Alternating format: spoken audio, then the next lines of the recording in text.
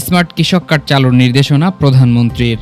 প্রধানমন্ত্রী তারেক রহমান ফ্যামিলি কার্ডের আদলে দেশের সব কৃষকের জন্য দ্রুততম সময়ের মধ্যে স্মার্ট কৃষক কার্ড চালু করার নির্দেশ দিয়েছেন। আজ সোমবার সচিবালয়ে মন্ত্রিপরিষদ সভাকক্ষে অনুষ্ঠিত এক উচ্চ পর্যায়ের বৈঠক থেকে বেরিয়ে সাংবাদিকদের এ তথ্য জানান তথ্য ও সম্প্রচার মন্ত্রী জহিরুদ্দিন স্বপন।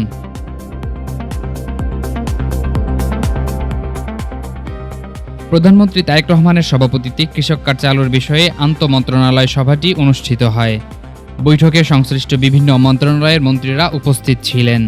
তথ্যমন্ত্রী বলেন, স্মার্ট কৃষক কার্ড বিতরণের কাজ শুরু করতে সংশ্লিষ্ট সকল মন্ত্রণালয়কে নির্দেশ দিয়েছেন প্রধানমন্ত্রী।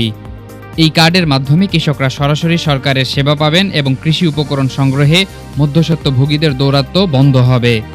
জহিরুদ্দিন স্বপন বলেন, স্মার্ট কৃষক কার্ড চালুর বিষয়ে সিদ্ধান্ত আমাদের অনেক আগেই নেওয়া হয়েছিল। আজ প্রধানমন্ত্রী এটি বাস্তবায়নের লক্ষ্যে প্রথম বৈঠক করেছেন।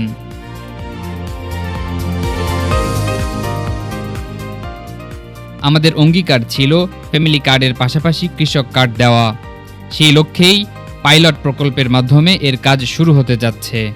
কৃষকরা এই কার্ডের মাধ্যমে কি কি সুবিধা পাবেন এমন প্রশ্নের জবাবে তথ্যমন্ত্রী বলেন, উৎপাদনের সঙ্গে সংশ্লিষ্ট সব সুযোগ সুবিধা এই কার্ডের আওতায় থাকবে। জহিরুদ্দিন স্বপন আরও বলেন, কৃষকরা কৃষি জ্ঞান, সার, কীটনাশক ও বীজ সহ সকল ধরনের কৃষি উপকরণে সরকারি সহযোগিতা সরাসরি পাবেন। এছাড়া স্মার্ট পদ্ধতিতে বাজারের বর্তমান পরিস্থিতি, উৎপাদনের পূর্বাভাস ও আবহাওয়ার বার্তা কৃষকের হাতের নাগালে চলে আসবে।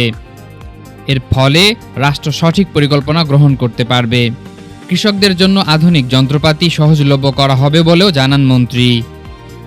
অপর এক প্রশ্নের জবাবে তথ্যমন্ত্রী বলেন, আমরা ডিজিটাল ও স্মার্ট পদ্ধতির দিকে যাচ্ছি, যেন কোনো মধ্যস্বত্বভোগী বা লিকেজ না থাকে। একজন মোবাইল সিম ক্রেতা যেমন সরাসরি সেবা পান, তেমনি এই কার্ডের মাধ্যমে কৃষক ও রাষ্ট্রের মধ্যে সরাসরি যোগাযোগ স্থাপিত হবে, কোনো তৃতীয় পক্ষ থাকবে না। তথ্য ও সম্প্রচার মন্ত্রী জহিরুদ্দিন স্বপন বলেন, দেশের সকল কৃষককেই এই কার্ডের আওতায় আনা হবে। প্রাথমিক পর্যায়ে পাইলট প্রকল্পের মাধ্যমে শুরু করে পর্যায়ক্রমে সারা দেশে এটি বাস্তবায়ন করা হবে। তবে এর সঠিক সময়সীমা প্রস্তুতির উপর নির্ভর করছে বলে জানান তিনি।